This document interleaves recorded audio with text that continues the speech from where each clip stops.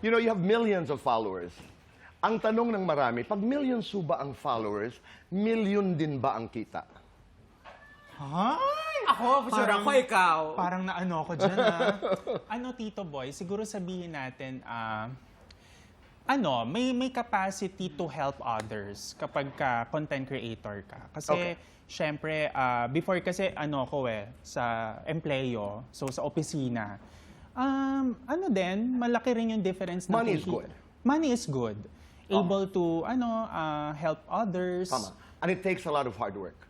At saka Sobra. ang ganda nung perspective na, oo, kumikita pero nakakatulong ako. Yes. Ganda. Paano nabago ang buhay mo?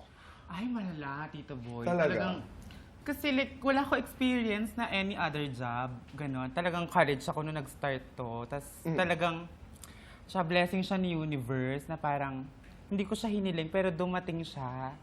Tapos, Oo. Go ahead. ayun, sorry.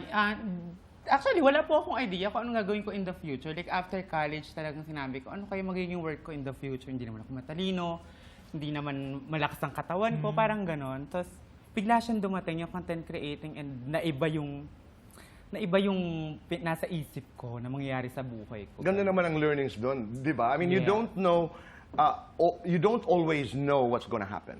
Hindi mo talaga alam. Minsan may mga katanungan ka, pero hindi mo alam ang sagot. You just really have to be still, prayer, and know that He is God. Kasi dadalhin ka where you are supposed to be.